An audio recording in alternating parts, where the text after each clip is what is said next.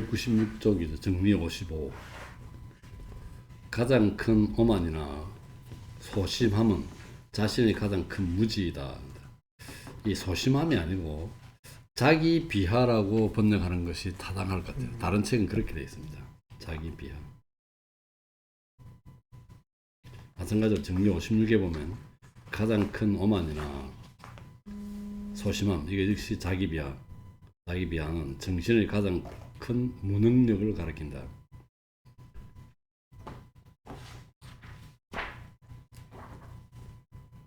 이거 그냥 생략하고 봅시다. 네네.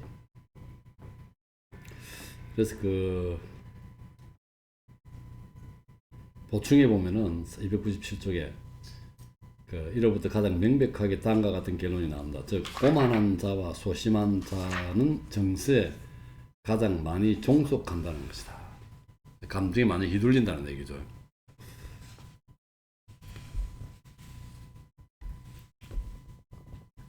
주석에 보면 그렇지만 소심함은 즉 자기 비하는 오만보다 쉽게 고쳐질 수 있다. 오만은 기쁨의 정서이고 소심함은 슬픔의 정서이므로 설명이 재밌습니다. 오만이 소심함보다 한층 더 강하다. 기쁨의 정서이기 때문에. 57. 오만한 자는 추종하는 자 또는 아첨하는 자의 현존을 사랑하지만 고매한 자의 현존은 미워한다. 고상한 자의 현존은 미워한다. 고매한 자의 고상한. 오만은 인간이 자신에 대하여 정당한 것 이상으로 느끼는 데서 생기는 기쁨이죠.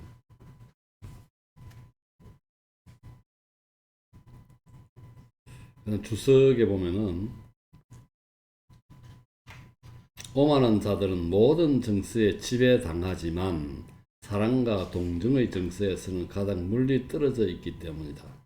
그러나 이곳에서 말하지 않을 수 없는 것은 타인에 대하여 정당한 것 이하로 느끼는 자 역시 오만하다고 일컬어집니다. 오만이 자기에 대해서 정당한 것 이상으로 느낀다고 그랬는데 타인에 대해서도 정당한 것 이하로 느끼는 자도 오만하다고 합니다. 그러므로 이런 의미에서 오만은 인간이 자신을 남들보다 우월하다고 믿는 그릇된 속견에서 생기는 기쁨이라고 정의할 수 있다. 그리고 이 오만의 반대인 자기 비하는 인간이 자신을 남들보다 열등하다고 믿는 그릇된 속견에서 생기는 슬픔으로 정의할 것이다. 그 다음에 오만한 자는 반드시 질투하며 덕으로 인하여 가장 많이 칭찬받는 사람들을 가장 많이 미워하며 이렇습니다. 그 다음에 다음 패러그래프. 자기 비하, 즉 소심함이라고 되어 있죠. 자기 비하는 비록 오만과 반대되지만 소심한 자는 자기 비하하는 자는 오만한 자와 매우 가깝다. 이게 아까도 나왔죠. 왜냐하면 그의 슬픔은 그가 자신의 무능력을 타인의 능력이나 덕으로 판단하는 것에서 생기므로 만일 그의 표상이 타인의 결점을 고찰하는 데 집중된다면 그의 슬픔이 가벼워지고 그의 그는 기쁨을 느낄 것이기 때문이다. 불행한 자의 위안은 나쁜 동료를 갖는 것이다. 이런 뜻입니다.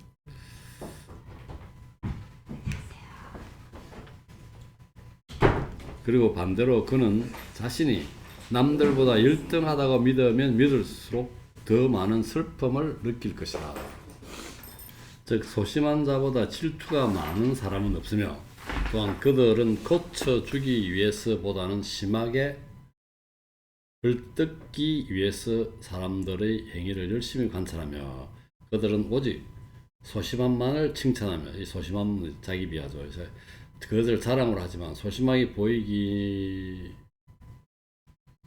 위하여 그것을 행한다. 보이는 방식으로 그것을 행한다. 이렇게 하면 되겠다. 그 다음에 다음 줄에 나는 이미 다음 사실을 말하이다. 즉 내가 오직 인간의 이익만을 염두에 두는 한에서 나는 이 정서와 이와 유사한 정서들을 악이라고 한다. 이 정서는 자기 비하. 자연 법칙은 인간이 그 일부분인 자연의 공통적 질서에 관계한다.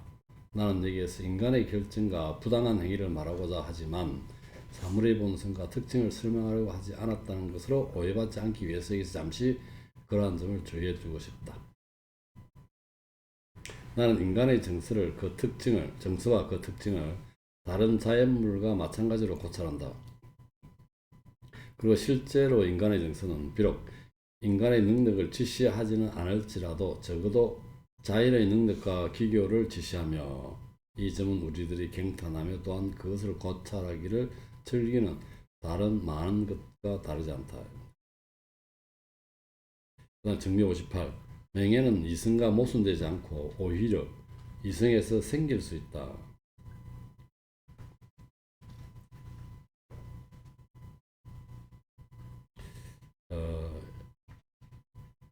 이게 우리 앞에서 279쪽인가 단정함의 정의에서 나왔다고 얘기하는데 그냥 넘어갈게요. 주석에 보면 소위 헛된 맹해는 오직 대중의 속견에 의하여 키워지는 자기 만족이며 이러한 속견이 사라지면 그러한 만족도 사라진다. 각자가 사랑하는 최고의 선도 사라진다. 그리하여 대중의 속견에서 맹해를 찾는 자는 맹성을 보존하기 위하여 매일매일 걱정 속에 불안해하면서 애쓰고 행동하며 시도하게 된다. 왜냐하면 대중은 변덕스럽게 한결같이 못하므로 맹성은 보존되지 못할 경우 재빨리 사라지기 때문이다.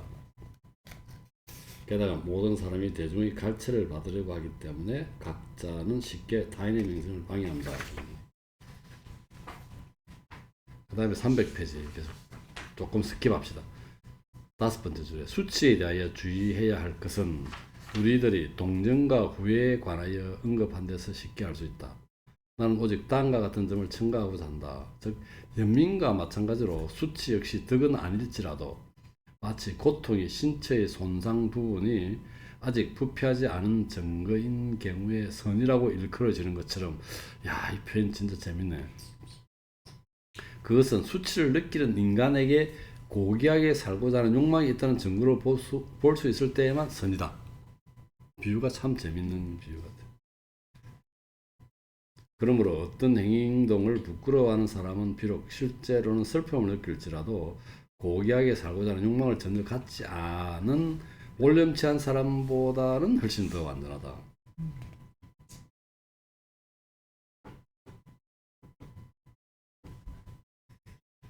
그다음에 정리 59. 무리들은 수동적인 정서에 의하여 모든 활동을 하도록 결정되는데 그러한 정서 없이도 이성에 의하여 모든 활동을 하도록 결정될 수 있다. 이성에 의해서도 활동할 수 있다는 거죠. 이 사람은 정서의 영향을 많이 받는다고 그랬었는데 이성에 따라서 활동한다는 것은 오직 그 자체로 고찰된 우리들의 본성에 따라 행하는 데 지나지 않는다. 그런데 슬픔은 이 활동 능력을 본성에 따라 하는 활동 능력을 감소시키거나 저해하는 한에서 악이다. 그러므로 우리들은 슬픔의 정서에 의해서는 우리가 이성에 의해서 이끌어질 경우 행할 수 없는 어떤 활동을 행하도록 결정될 수 없다. 다음으로 기쁨은 인간의 활동을 방해하는 한에서 악이다. 슬픔은 인간 활동을 감소하거나 저해시키는 한에서 악이라고 그랬고 기쁨은 인간 활동을 원래 기쁨은 인간 활동하는 거잖아. 방해하는 한에서 악이라는 거죠. 우리가 이성에 따라서 행할 수 없는 어떤 활동을 행하도록 결정될 수 없다. 마지막으로 선인 한에서의 기쁨은 이성과 일치한다. 그러한 기쁨은 인간의 자기와 자기의 활동을 적절하게 파악할 정도로 인간의 활동 능력을 증대시킬 수 없는 한에서만 수동이다. 따라서 만일 기쁨을 느끼는 인간이 자기와 자기의 활동을 타당하게 파악할 정도로 완전성에 도달했다면 그는 지금 수동인 정서에 의해서 결정되는 바와 똑같은 활동을 할 수 있으며 한층 더 많이 행할 수 있다. 그런데 모든 정서들은 기쁨, 슬픔, 욕망 이게 세 가지 기본 정서라고 그랬죠. 로 하는데며 또한 욕망은 활동하려고 하는 노력 자체일 뿐이다. 그러므로 우리들은 수동적인 정서에 의해서 모든 활동을 하도록 결정되는데 이 정서 없이 오직 이성에 의해서만 이끌릴 수 있다.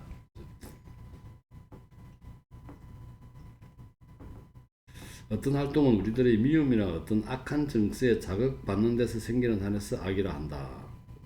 그러나 그 자체로만 보면 어떤 활동도 선이거나 악이 아니다. 오히려 동일한 활동이 때로는 선이며 때로는 악이다. 그러므로 우리들은 지금 악인 그러한 활동으로 또는 어떤 악한 정세에서 생기는 그런 활동으로 이성에 의하여 이끌릴 수 있다.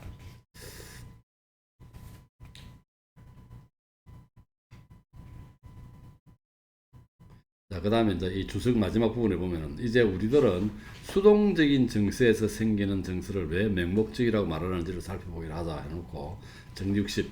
신체의 모든 부분이 아니라 신체의 일부 또는 한두 부분에 관계되는 슬픔이나 기쁨에서 생기는 욕망은 인간 전체의 이익을 고려하지 않는다.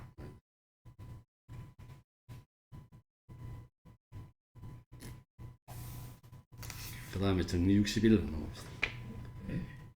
이성에서 생기는 욕망은 결코 지나칠 수 없다. 이성과 반대되는 것은 정서, 여기서 감정이죠. 욕망은 일반적으로 볼 때 어떤 방식으로 어떤 행동을 하도록 결정한다고 생각하는 한에서 인간의 본질 자체이다. 그러므로 이성에 생기는 욕망, 즉 우리가 활동한 한 우리들 안에 생기는 욕망은 인간의 본질이 오로지 인간의 본질에 의해서만 타당하게 생각되는 일을 하도록 결정된다고 생각하는 한에서 인간의 본질 또는 본성 자체이다. 정리 62. 어떤 대상에 대한 개념이 미래의 사물에 관한 것이든 과거의 사물에 관한 것이든 또는 현재의 사물에 관한 것이든 간에 정신은 이성의 명령에 따라서 사물을 파악하는 한 동일하게 자극받는다. 그 다음 정리 63. 공포에 인도되거나 악을 피하기 위하여 선을 행하는 자는 이성에 의해서 인도되지 않는다. 이해가 될 만하죠.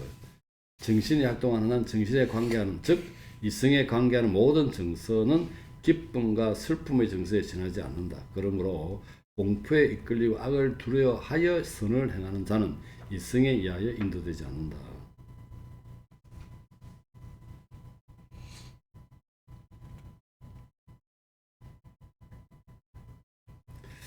주석에 보면 덕을 가르치기보다는 빌정을 비난하는 것을 훨씬 더 염두에 두고 또 사람들을 이성으로 인도하지 않고 오히려 공포에 짓눌려서 덕을 사랑하느니 차라리 악을 피하게끔 하는 미신가들은 다른 사람들을 그들 자신처럼 비참하게 만드는 것만을 얻어할 뿐이다. 그러므로 그들이 일반적으로 사람들의 불쾌한 대상이 되며 미움을 받는 일이 당연하다. 보충해 보면 우리들은 이성에서 생기는 욕망에 의하여 직접적으로 선을 따르며 간접적으로 악을 피한다. 증명해 보면 왜냐하면 이성에서 생기는 욕망은 수동이 아닌 기쁨의 정세에서만 생길 수 있기 때문이다. 즉 지나치지 않는 기쁨에서만 생길 수 있기 때문이다. 그러나 이 욕망은 슬픔에서는 생기지 않으므로 악의 인식이 아니라 선의 인식에서 생긴다. 그러므로 우리들은 이성의 명령에 따라서 직접 선을 욕구하며 그러한 한에서 악을 피한다. 즉 간접적으로 피한다는 얘기예요.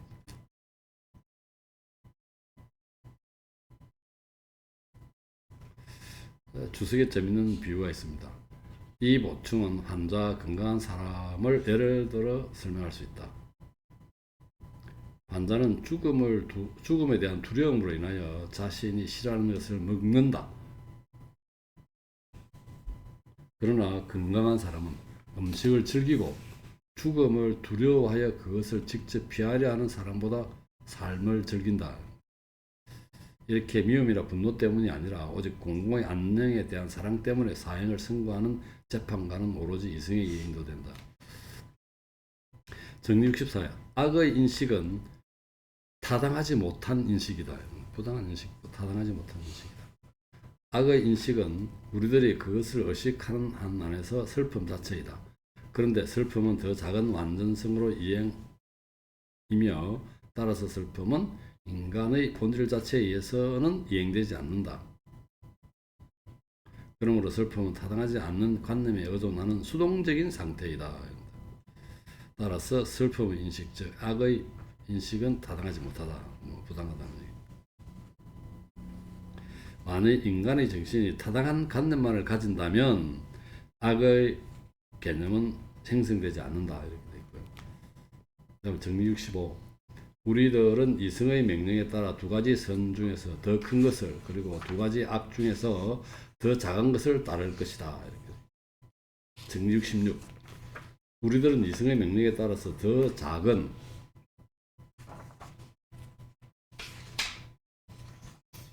현재의 선보다는 더 큰 미래의 선을, 그리고 더 큰 미래의 악보다는 더 작은 현재의 악을 욕구할 것이다.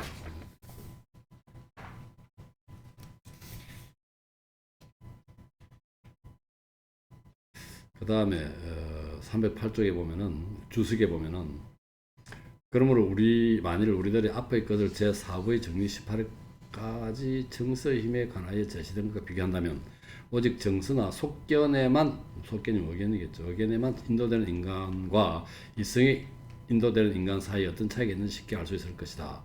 그래서 뒤에 보면은 이를 이성에 인도되는 인간을 자유인이라고 부르고, 그 다음에 정서나 속견에만 인도되는 인간을 노예라고 부른다는 거죠. 정리 67.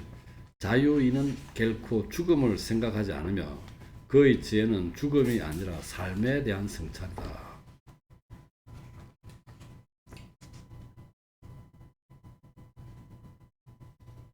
우리가 소크라테스의 숙고하지 않은 삶은 가치가 없다고 그랬는데, 어쨌든 자, 정명의 자유인, 즉 이성의 명령에만 생활하는 사람은 죽음의 공포에 이끌지 않는다. 오히려 그는 직접적으로 선을 욕구한다. 즉 그는 자기 자신의 이익을 추구하는 기초에 따라 생각하고 생활하며 또한 자기의 유를 보존하기를 욕구한다. 그러므로 그는 죽음에 대해서 결코 생각하지 않는다. 두려워하지 않는다는 거겠지. 오히려 그의 지혜는 삶에 대한 성찰이다. 만일 68입니다. 사람들이 자유롭게 태어났다면 그들이 자유로운 동안에는 아무런 선과 악의 개념도 형성하지 않았을 것이다. 이성에 의해서 인도되는 사람을 자유롭다고 그랬죠. 그래서 자유롭게 태어나면 자유롭게 존속하는 사람들은 단지 타당한 관념만을 가지며 아무런 악의 개념도 갖지 않는다. 따라서 선의 개념도 갖지 않는다. 선과 악은 상관적이기 때문에 그렇다는 거죠.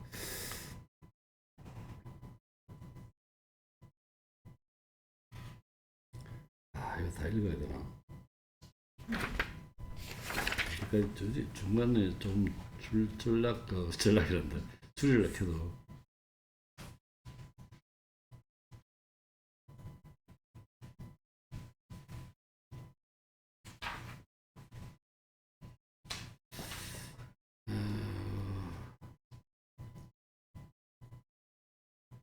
자, 그다음에 중간에 딱 볼까요? 모세가 최초의 인간에 관한 그 이야기를 암시한 것처럼 보인다. 왜냐하면 그 이야기에서 인간을 창조한 그러한 능력, 즉 인간의 이익만을 생각한 그러한 능력 이외의 어떤 신의 어떤 능력도 생각할 수 없기 때문이다. 그리고 그러한 안에서 다음을 이야기할 수 있다. 신은 자유로운 인간에게 선과 악을 인식할 수 있는 나무 열매를 먹는 것을 금하였다. 그리고 인간은 그것을 먹자마자 살기를 욕구하기보다는 오히려 죽음을 두려워하였다. 다음으로 자유인 아니죠. 자유는 죽음을 두려워하지 않는다고 그랬는데, 다음으로 인간은 자기의 본성과 완전히 일치한 여성을 발견하고 자연 안에서 자기에게 그녀보다 더 유익한 것은 있을 수 없음을 알았다. 그러나 그는 짐승이 자기와 유사하다고 믿은 이후 곧 짐승의 정서를 모방하기 시작하여 자기의 자유를 잃기 시작하였다. 족장들은 나중에 그리스도의 정신, 신의 관념에 인도되어 잃었던 정신을 회복하였다. 신의 관념은 인간이 자유롭게 되기 위한, 그리고 우리들이 앞에서 정리한 것처럼 인간이 자기에게 욕구하는 선을 다른 사람을 위해서도 욕구하도록 하기 위한 유일한 근거이다. 정리 69에 보면 자유로운 인간의 덕은 이 재난이란 말인데 재난보다 위험이다. 위험의 회피와 극복에서 위대한 것으로 통찰된다. 정서는 그것과 반대되는, 그리고 그것보다 더 강한 정서에 의하지 않고는 억제될 수도 제거될 수도 없다. 우리 앞에서 많이 나왔죠. 그런데 맹목적인 대담함과 공포는, 이 공포는 밑에 보면 자기 비하에서 생기는 공포죠. 무모함이나 용감함이나 비겁함 이런 거예요. 공포에 대한 공포는 똑같은 정도의 것으로 생각되는 정서이다.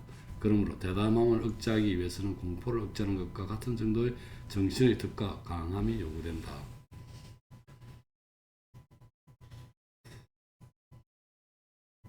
보충해 보면 그러므로 자유로운 인간에게 적절한 시기의 도피는 전투에서와 마찬가지로 커다란 정신의 강함으로 여겨진다.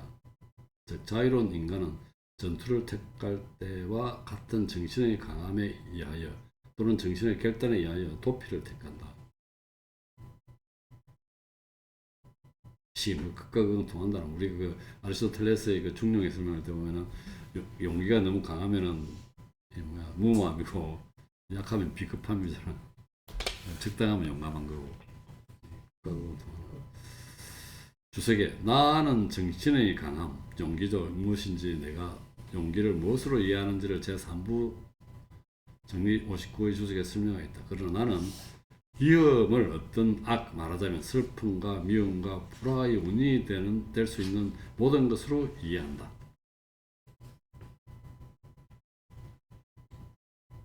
그다음 70. 무지한 사람들 사이에서 생활하는 자유로운 인간은 가능한 한 그들의 친절을 피하려고 노력한다.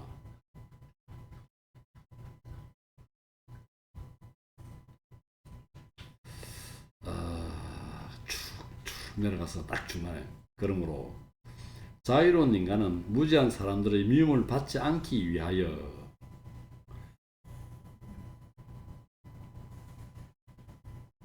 그리고 그들의 충동이 아니라 오로지 이성에 따르기 위하여 가능하면 그들의 친절을 피하려고 노력할 것이다. 이 친절을 안 갚으면 이제 슬퍼할 거야 상대가. 그래서 뭐 그런 얘기고. 그래서 나는 가능하면이라고 말한다. 왜냐하면 그들이 비록 무지한 사람들일지라도 역시 인간이며 급한 경우에는 인간의 최선의 인간적 도움을 가져다 줄 수 있기 때문이다. 자, 그 다음 계속 친절을 피하는 데서도 우리가 그들을 경멸하는 것으로 보이지 않도록 또는 우리가 탐욕 때문에 이거 번역이 마음에 안 들어요. 보답을 두려워하는 것으로 보이지 않도록. 보수가 아닙니다. 보답을 이렇게 번역하는 게 타당하죠. 보답을 두려워하지 않도록 신중하지 않으면 안 된다. 즉 그들의 미움을 피하려다가 그들을 분노하게 해서는 안 된다. 그러므로 친절을 피할 때 이익과 명예를 고려하여야만 한다. 다른 책 번역이 없네. 참 마음에 안 들어 번역이 책이.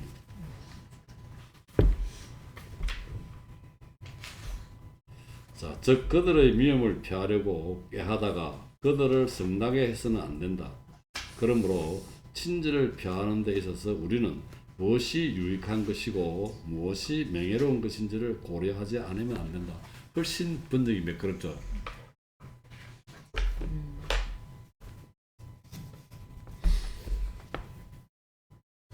그 다음에 다음 편 정리 71. 오직 자유로운 사람만이 서로에 대하여 진실로 감사하게 생각한다. 이것도 번역이 좀 마음에 안 든다. 서로에 대하여 진실로 감사하게 생각한다. 오직 자유로운 사람들만이 서로 가장 유익하며 또한 가장 밀접한 우애로 결합한다. 그들은 똑같은 사랑의 노력으로 서로 친절하려고 한다. 그러므로 오직 자유로운 사람들만이 서로에 대하여 가장 감사한다. 우리 그 아리스토텔레스의 필리아는 우리는 무정 어떤 사람 친애로 번역했는데 어떤 책이나 내는 이 사랑에 가까운 것 같아. 오히려 보면 그게 뭐 서로 이제 순수하게 상대방을 생각해야 되고 상호성 서로가 같이 생각해야 되는 거. 그 다음에 서로가 이 사실을 인지해야 된다고 그랬죠. 그런 생각입니다. 맹목적인 욕망에 이끌리는 사람들이 서로 소유하는 감사가 낫겠지. 표시하는 감사는 대체로 감사드리기보다는 오히려 그래나 게락이다. 그래서 망언은 감정이 아니라 정서가 아닙니다. 망언은 은혜를 저버리는 것은. 그렇지만 망언은 예에 어긋난다. 사람의 도리에 어긋난다는 거죠. 왜냐하면 그것은 대체로 인간이 지나친 미움, 분노, 교만, 탐욕 등에 자극받고 있음을 나타내기 때문이다. 어리석기 때문에 선물이 아니고 은혜에 보답할 줄 모르는 자는 변망덕하지 않다.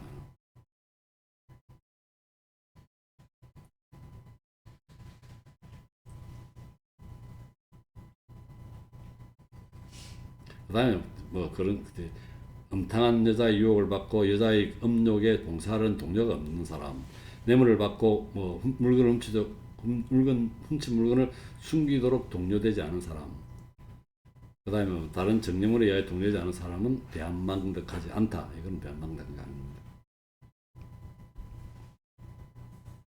왜냐하면 어떤 정령물에 의해서 자신의 행동, 공동의 파멸이 되는 행동을 하도록 유혹당하지 않은 사람은 반대로 확고한 정신을 가졌음을 나타내기 때문이다. 어떤 개인적인 이득이나 이런 걸 취해서 은혜를 저버리 뭐 그것 받기 위해서 은혜를 저버리는 것은 변망.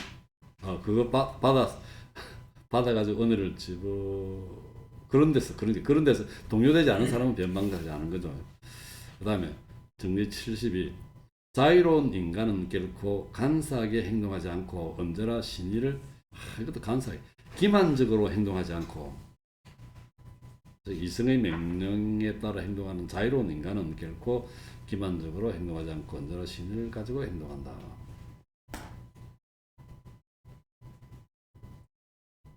자, 이 주석에 보면 재밌는 비유가 있습니다. 다음과 같은 물음이 제기될지도 모른다. 만일 인간이 신념을 버림으로써 현재 죽음의 위협에서 해방된다면 어떻게 할 것인가? 일본에서 옛날에 그걸 소설에도 그런 게 있었죠. 기독교를 탄압할 때 이제 신자인가 신자 아닌가를 확인하기 위해서 정말로 배교를 했는지 안 했는지 확인하기 위해서 예수의 상이나 뭐 이런 걸 밟고 지나가라고 하죠. 그러면 이제 진짜 그 신자들은 못 밟죠, 그 감이. 그런데 이제 그 신자가 보니까 그 상이 웃고 있더라는 자기를 보고 밟고 지나가라는 말이죠. 그러니까 목숨을 살리라는 얘기. 어쨌든 좀 그런 얘기. 자, 신념을 버릴 수 있느냐? 죽음 앞에서.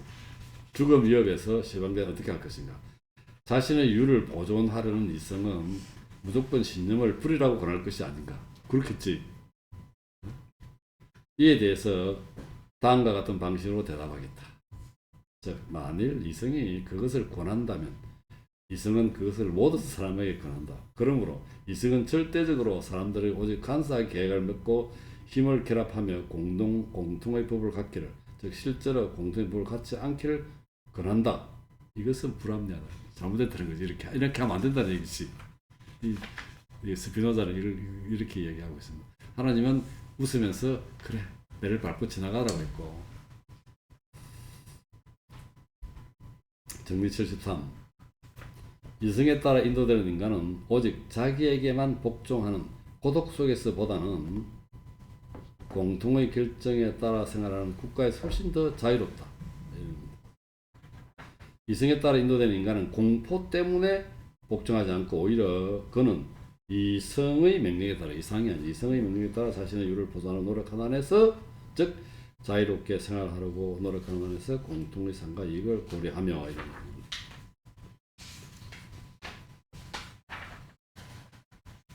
주석에 보면은 이러한 것, 그리고 우리들이 인간의 참다한 자유에 대하여 제시한 이와 유사한 것들은 용기, 즉 정신의 강함과 간대함에 관계된다.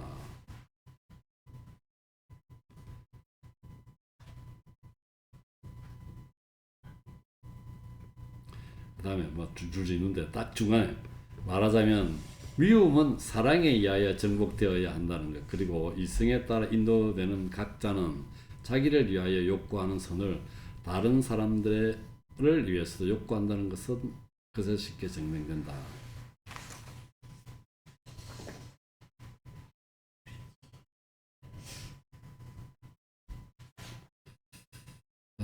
마지막으로 읽어보자. 그러면 정신이 강한 사람은 모든 것이 신적 본성의 필연성에서 생긴다는 사실을 특히 염두에 두며 따라서 그가 불쾌하고 악하다고 생각하는 모든 것과 불경스럽고 해모스럽거나 옳지 않고 수치스럽게 보이는 것은 사물 자체를 전도되고 훼손되게 그리고 혼란스럽게 생각하는 데에서 생긴다는 것을 염두에 둔다.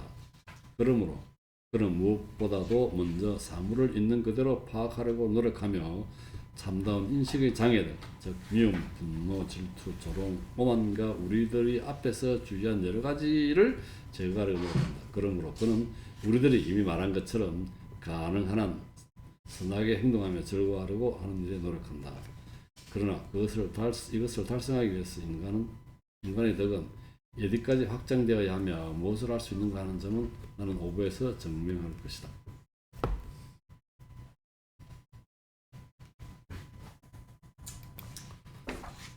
제1항 우리의 모든 노력 또는 욕망은 다음과 같이 우리 본성의 필연성에서 생긴다. 그것의 가장 가까운 원인인 우리들이 본성에 의해서만 파악될 수 있는 식으로 생기든가 아니면 우리들이 다른 개체 없이 그 자체를 통해서 타당하게 생각할 수 없는 자연의 일부인 경우에 생긴다. 2항 이 앞의 내용들을 올바른 생활 방식에 대해서 총괄하여 주요 항목별로 정리한 겁니다. 지금. 우리의 본성에 의해서만 파악될 수 있도록 우리의 본성에서 생기는 욕망, 정신이 타당한 관념에서 승립한다고 생각되는 한 정신에 관계되는 그런 것이다. 그러나 여타의 욕망은 사물을 타당하지 않게 생각한 한에서의 정신에 관계된다. 그리고 부자와 같은 욕망의 힘과 정대는 인간의 능력이 아니라 우리들의 외부에 있는 사물의 능력에 의하여 정의되지 않으면 안 된다. 그러므로 전자와 같은 욕망은 정당하게 능동이라고 부자와 같은 욕망은 수동이라고 일컬어진다. 본질에 생기는 욕망은 능동이고 외부에서 온 것은 수동이고 왜냐하면 전자는 언제나 우리들의 능력을 지시하고 반대로 부자는 우리들의 무능력과 훼손된 인식을 지시하기 때문이다. 3항 우리들의 그 활동, 능동적인 활동이죠. 인간의 능력이나 이성에 따라 규정하는 욕망은 언제나 선이지만 기타의 욕망은 선일 수도 악일 수도 있다. 어떤 정서나 외부에서 오는 것은 악일 수도 선일 수도 있다. 제4항 삶에서 무엇보다 유익한 것은 가능한 한 지성이나 이성을 완전하게 하는 것이며 오로지 이것에 인간의 최상의 행복, 즉 지복이 존재한다. 물론 지복이란 신의 직관적 인식에서 생기는 정신의 만족에 불과하다. 그리고 지성을 완전하게 하는 것은 또한 신의 속성과 신의 본성의 필요성에서 생기는 활동을 파악하는 것에 불과하다. 그러므로 이성에 따라 인도되는 인간의 궁극 목적, 즉 그로 하여금 여타의 모든 욕망을 통솔하게끔 하는 최고 욕망은 그 자신과 그 인식에 속할 수 있는 모든 것을 타당하게 파악하도록 하는 욕망이다. 그러므로 5항에 보면 인식 없이는 아무런 이성적 삶도 존재하지 않는다. 그리고 사물은 인식을 통해서 규정되는 정신적 삶을 누리기 위하여 촉진시키는 한에서만 선하다.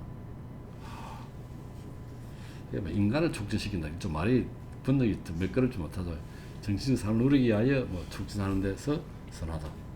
그러나 이와 반대로 인간이 이성을 완전하게 하여 이성적 삶을 누리는데 방해되는 것만을 우리들은 악이라 한다.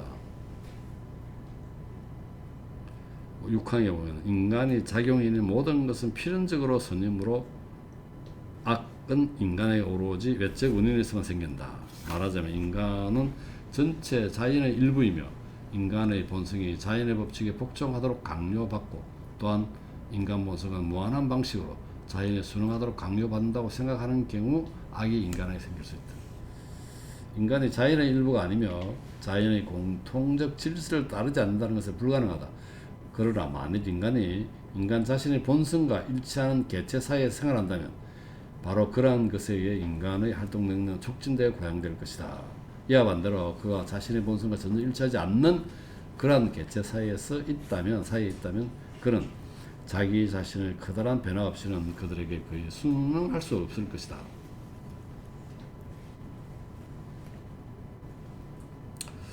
8항 우리들이 악이라고 판단하는 또는 우리들이 이성적 삶을 누리는 것을 방해할 수 있다고 판단하는 자연의 사물 안에 주어진 모든 것을 가장 확실한 방법으로 우리들에게서 멀리하여도 좋다.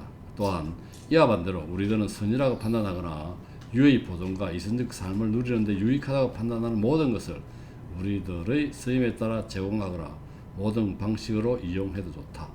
일반적으로 말해 각자는 자신의 이익에 기여한다고 믿는 것을 최고의 자연권에 따라 행해도 된다. 지극히 인간 중심의 사고가. 9항 어떤 것의 본성과 가장 잘 일치할 수 있는 것은 그것과 같은 종류의 개체이다. 그러므로 인간에게 그의 유의 보존과 이성적 삶을 누리기 위해서는 이성에 따라 인도되는 인간보다 더 유익한 것은 없다. 좀 줄이다. 이것도 좀 줄이다. 자, 10항 인간은 질투나 어떤 미움의 정서를 품는 경우 서로 대립한다. 이것도 다른 책 한번 봅시다.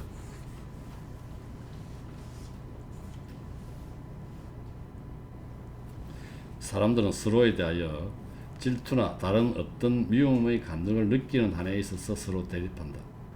따라서 그들은 자연의 다른 개체들보다 더 많은 것을 할 수 있으므로 그만큼 더 서로를 두렵게 한다.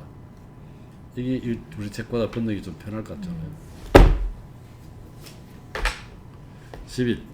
정신은 무기가 아니라 사랑과 간농에 의하여 정복된다.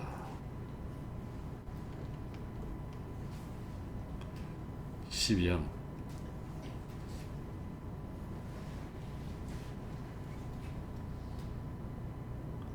인간에게는 서로 교제하며 그들 전체를 하나로 만들기 위해 가장 알맞은 유대를 결속하는 것.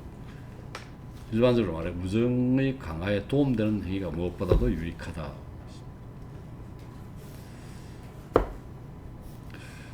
13항 그러나 이것을 위해서는 기량과 주의가 요구된다. 왜냐하면 이게 또 바꾸자. 인간은 변하기 쉬우며 다양하게 하지 말고 변하기 쉬우며 대체로 변하기 쉬우며 바꿀게. 인간은 사람들은 변하기 쉬우며 대체로 질투가 심하고 동정보다는 복수에 기울어져 있기 때문이다. 그러므로 각자의 성정을 용인하면서도 그들의 감정을 모방하지 않도록 자제하는데 뭐 이런 식으로 나옵니다. 그러므로 각자의 성정을 용인하면서 그들의 정서를 모방하지 않도록 자제하기 위해서 특별한 정신 능력이 필요하다. 번역이 이게 좀 나은 것 같아요. 인간은 그냥 변하기 쉬우며 대체로 질투하며 동정보다는 복수에 기울기 때문이다. 그러므로 그들은 각자의 성정을 용인하면서 그들의 정서를 모방하지 않도록 자제하기 위해서 특별한 정신능력이 필요하다. 그런데 이와 반대로 인간을 헐뜯고 덕을 가르치기보다는 결점을 비난하며 인간의 정신을 강하게 하기보다는 파괴하는 것만을 아는 사람은 자기 자신과 아울러 남에게 불쾌감을 준다.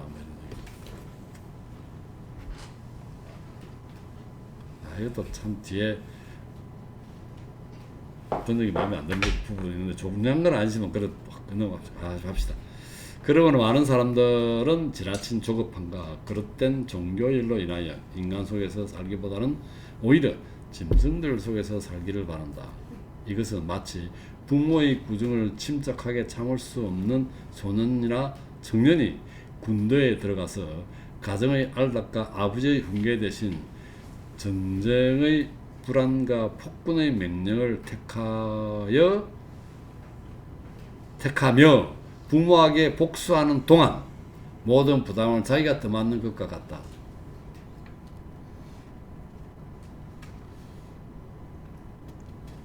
택하여 복수하는 동안 격한 비유를 훈계 대신 전쟁의 불안과 폭군의 명령을 택하여 부모에게 복수하는 동안 이렇게 하면 부모가 복수하는 거래요. 애들이. 그런 동안 모든 부담을 자기가 떠맡는 것과 같다.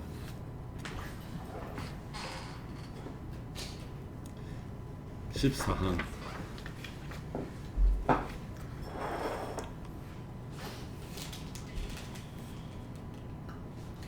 자기 욕망에 따라서 처리한다고 할지라도 공동사에서 손해보다 편리함이 훨씬 더 많이 생긴다.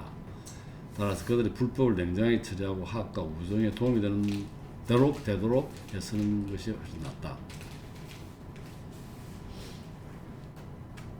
그 다음에 정의, 공평, 단정함에 속하는 것들이 화합을 가져온다.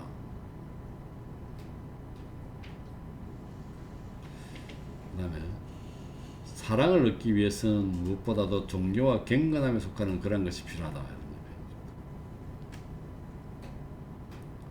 그 밖에 16항 화합은 대체로 공포에서 생기지만 그것은 신뢰가 없다. 자, 공포에서 생기는 화합은 신뢰가 없다는 거지. 게다가 공포는 정신의 무능력에서 생기며 따라서 이성의 사용에는 속하지 않는다. 그것은 마치 연민이 겉으로는 일종의 경건함인 듯 보일지라도 이성의 사용에는 속하지 않는 것 같다. 그 밖에 인간은 17항 시해, 즉 관대함, 즉 시해에 의해서 정복된다. 모든 공공한 사람에게 도움을 주는 것은 한 개인의 힘과 이익을 훨씬 능가한다. 그래서 이거는 뭡니까? 사회 전체가 해야 되는 공공복지의 문제이라는 거죠. 18항 친절을 받아들이고 감사를 표시하는데 전혀 다른 배려가 있지 않으면 안 된다.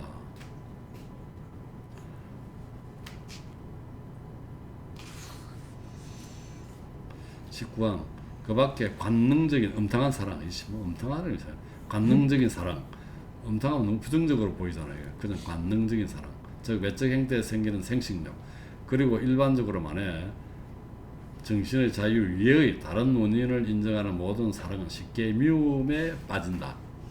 이 표현도 재밌죠. 그렇지 않으면 상황은 더 나빠서 사랑이 일종의 광증이 된다. 와, 이거 어떻게 알았을까? 이 경우에는 화합보다는 불화가 더 많이 생겨난다.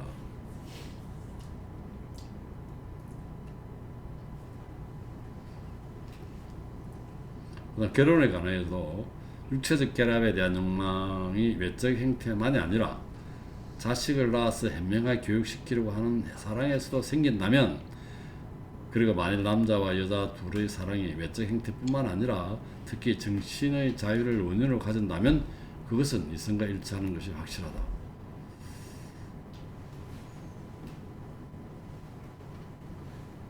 그 다음에 21항에 아첨은 화합을 생기게 하지만 노예의 추악한 범죄나 배신을 통해서 그렇게 한다. 왜냐하면 아침에 가장 잘 사로잡히는 사람은 제1인자가 되기를 바라면서 그렇지 못한 오만한 사람이기 때문이다. 1인자를 바라면서 1인자가 되지 못한 오만한 사람이다. 그 다음에 22항 소심, 이거 자기 비하죠. 자기 비하에는 일종의 그릇된 경건함과 종교심이 숨겨져 있다. 그리고 자기 비하는 오만의 반대이지만 소심함은, 즉 자기 비하는 오만에 가장 가깝다. 이거 앞에서 했었죠.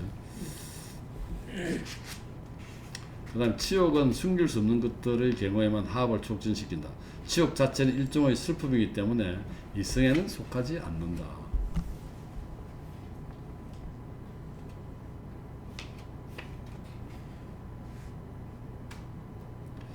자, 24항 타인에 대해 남아있는 여러가지 슬픔의 정서는 정의, 공평함, 경건함, 종교심에 직접적으로 상충된다.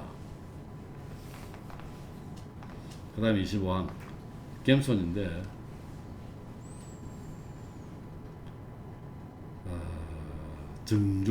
정중함. 겸손 한보다 정중함으로 번역하는 것 같아요. 겸손, 정중. 사람들의 마음에 들려고 하는 욕망은 이성에 따라 결정되는 경우 도의심에 속한다.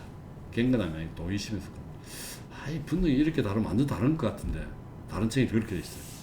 정중함, 즉 다른 사람들의 마음에 들려고 하는 욕망은 이성에 따라 결정되는 경우 도의심에 속한다.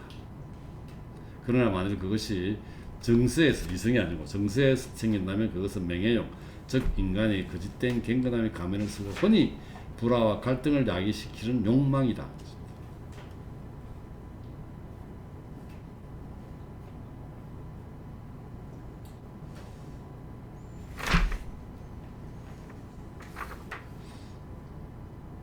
그 다음에 읽어볼게. 읽으면 될 것 같아요. 밑에는.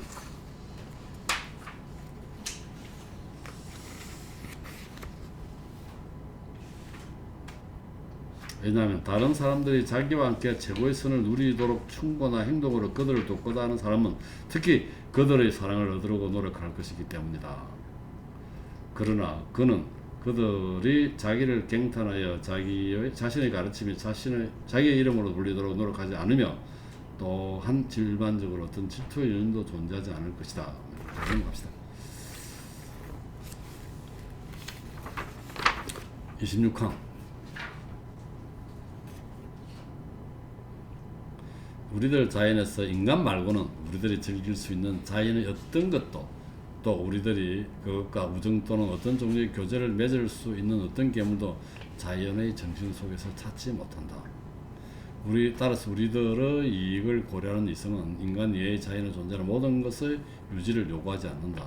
오히려 이성은 그것들을 다양한 용도에 따라서 보존하거나 파괴하며 또는 모든 방법으로 우리들의 필요에 적용하도록 우리를 가리킨다. 인간 중심 사고다.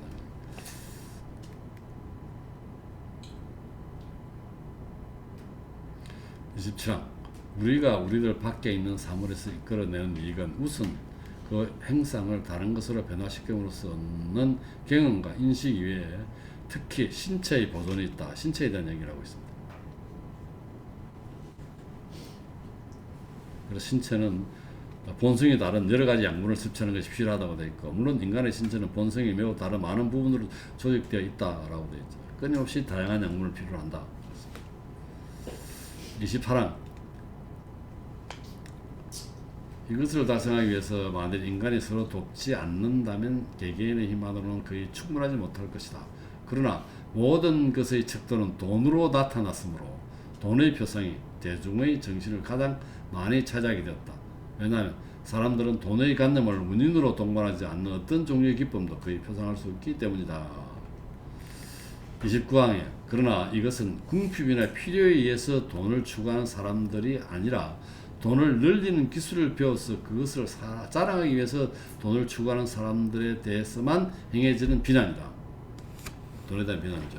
말하자면 그들은 습관적으로 신체를 기르고는 있지만 자신이 신체 유지에 돈을 쓰는 것은 재산의 손실로 믿기 때문에 인색하게 신체를 양육한다. 우리 신체를 아까 양육에 정신이 제대로 된다고 그랬는데, 그러나 돈의 참다한 용도를 알고 부의 정도를 오직 필요에 의해서만 계산하는 사람은 부가 적더라도 만족하며 산다. 이처럼 신체의 부분들 하여금 기능을 수행하도록 촉진하는 것이 선이며, 또한 기쁨은 인간의 정신과 신체로 되어 있는 한에서 인간의 능력이 촉진되거나 정대되는 것으로 기쁨을 가져오는 모든 것은 선이다. 그렇지만 사물은 우리들을 기쁨으로 자극하려는 목적으로 활동하지 않으며, 또한 사물의 활동 능력은 우리의 이익에 따라 조정되지 않고 마지막으로 기쁨은 대체로 신체의 한 부분에 주로 관계되기 때문에 대체로 기쁨의 정서는 과도하게 되고 부분적이거나 한쪽에 쏠리기 때문에 그에 따라 욕망도 역시 과도하게 된다. 여기서 다음과 같은 점이 첨가된다. 즉 우리들은 현재의 쾌적함을 정서에 의해서 가장 중요하게 여기며 미래의 쾌적함을 현재의 것과 똑같이 평가할 수 없다는 것이다. 자, 31. 그러나 이와 반대로 미씨는 슬픔을 가져오는 것을 선으로, 기쁨을 가져오는 것을 악으로 정립한다고 여겨진다. 질투심 많은 사람 말고는 어느 누구도 나의 무능력과 고뇌를 기뻐하지 않을 것이다. 질투심 많은 사람은 나의 무능력과 고뇌를 기뻐하겠죠. 상대방의 슬픔. 왜냐하면 우리가 더 큰 기쁨에 자극받을수록 그만큼 더 큰 완전수를 이행하며 그만큼 더 신의 본성에 참여하기 때문이다. 또한 기쁨은 참다한 이성에 의해서 우리의 이익에 알맞게 조정되는 한 결코 악일 수 없다. 그러나 이에 반해 공포 때문에 악을 피하기 위해 선을 행하는 자는 이성에 인도되지 않는다고 그랬죠. 아까 앞에서 나왔습니다. 그러나 인간의 능력은 매우 제한되어 있으므로 외적 원인의 힘에 의하여 무한히 압도당한다. 우리는 우리의 밖에 있는 사물을 우리의 사용에 적합하게 파괴하기 위해 이한 절대적 힘을 소유하고 있지 않다. 그렇지만 우리들의 이익에 대한 고려가 요구되는 것과 대립되는 그러한 것의 측면에도 만일 우리가 우리의 의무를 다했다는 것, 우리가 소유하는 능력은 그것을 피할 수 있는 데까지 도달하지 못했다는 것, 우리들은 전체 자연의 부분이며 자연 질서에 따라야 한다는 것을 의식한다면 우리는 침착하게 그것을 견딜 것이다. 만일 우리들이 이러한 것을 명석 판명하게 인식한다면 지성으로 정의된 우리들의 그 부분, 곧 우리들의 더 좋은 부분은 분명히 그것에 만족하고 그 만족을 보존하려고 노력할 것이다. 왜냐하면 우리들이 인식하는 한에서 우리들은 오직 필연적인 것만을 욕구하며 또한 일반적으로 참다한 것에만 만족할 수 있기 때문이다. 그러므로 우리가 이러한 것을 옳게 인식하는 한 우리들이 더 좋은 부분에 노력하는 것은 전체 자연의 질서와 일치합니다.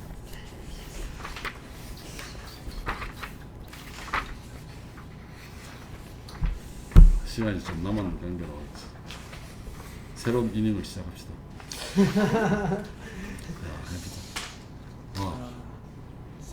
저 눈초리는 좀 가만해서 나는 눈초리 같은 생각이 아니요. 애정이 담긴 눈초리인데. 애정이 담긴. 자, 5부 시승의 능력 또는 인간의 자유에 대하여 무린말.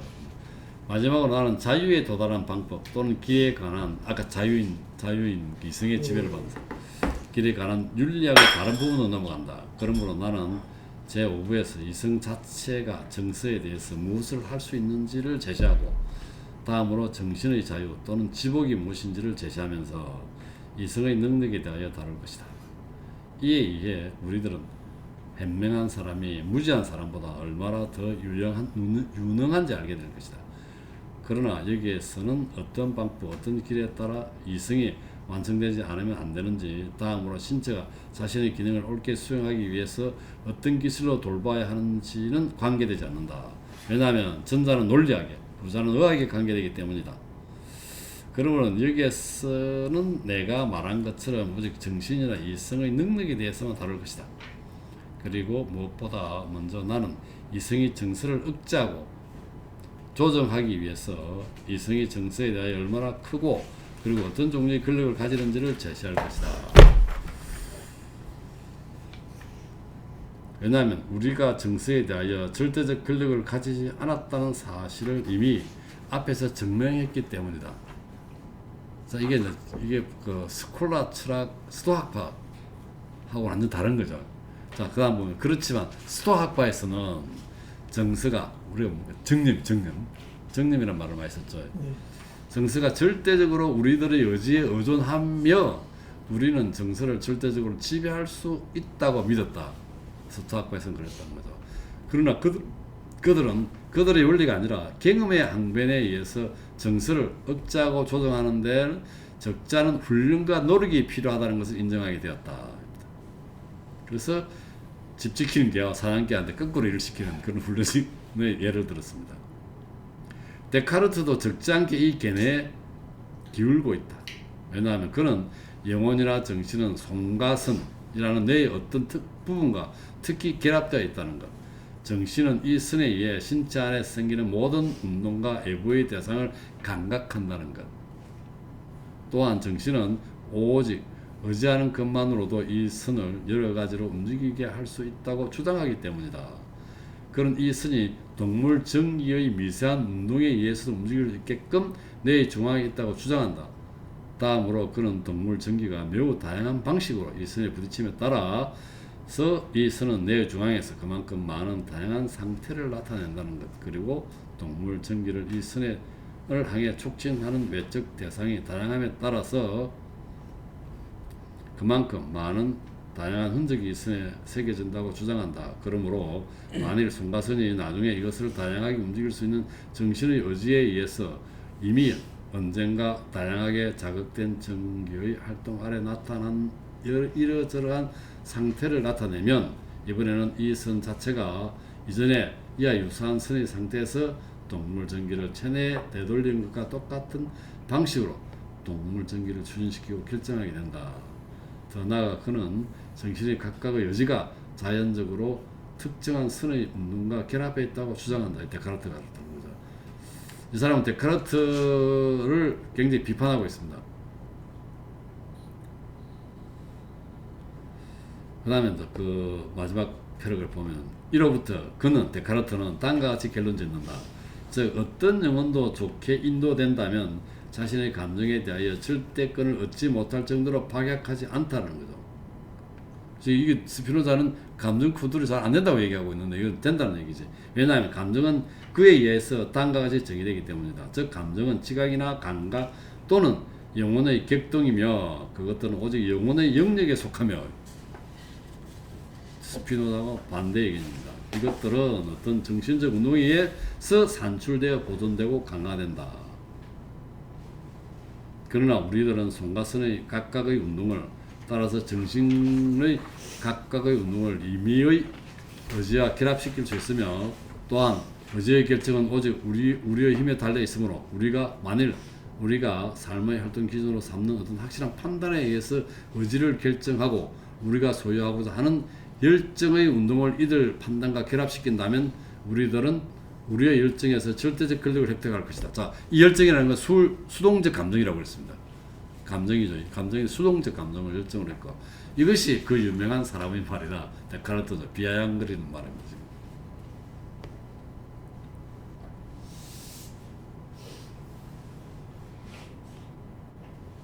그 다음에 중간에 조금 지나서 나는 그가 정신과 신체의 결합을 무엇으로 이해하고 있는지 묻고 싶다. 도대체 그는 양의 어떤 작은 부분, 즉 신체적 가장 밀집하게 결합된 사유에 대해서 어떤 판명한 개념을 가지고 있는가? 실제로 나는 그가 이 결합을 가장 가까운 원인으로서 설명하기를 바랬다. 그러나 그는 어불중에 손과 손은 연결되어 있다고 물론 넘어갔습니다.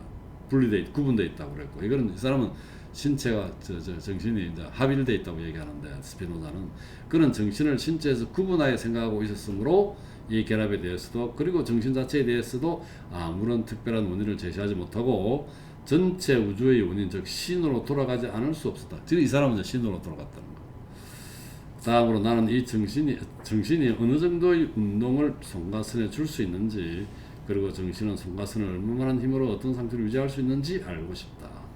왜냐하면 이 선이 정신에 의해서 움직일 경우 동물 전기에 의해서 움직이는 경우보다 더 느리게 움직이는지 아니면 더 빨리 움직이는지 그리고 우리가 확실한 판단과 밀접하게 결합시킨 열정의 운동이 수동적 감정이죠. 신체적 원인에 의해서 다시금 이들 판단에서 분리되는 일이 있을 수 없지나 않는지에 대해서 나는 하나도 알지 못하기 때문이다. 이로부터 다음과 같은 결과가 나올 것이다.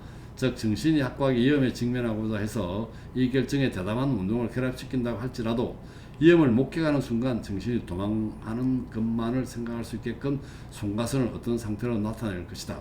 실제로는 의지와 운동 사이에는 아무런 관계가 없으므로 정신의 능력이나 힘과 신체의 능력이나 힘 사이에는 아무런 비교도 있을 수 없다. 그러므로 신체의 힘은 결코 정신의 힘에 의해서 결정될 수 없다. 여기에 다음과 같은 사실이 첨가된다. 즉 이 선이 뇌의 중앙에서 그토록 쉽게 그리고 그렇게 많은 방식으로 움직일 수 있는 것이 아니며 또한 모든 신경이 뇌와에까지 연결되어 있지는 않다. 마지막으로 그가 의지와 의지의 자유에 관해서 주장한 모든 것을 나는 생략한다. 그것들이 그릇됨을 앞에서 충분히 밝혔기 때문이다.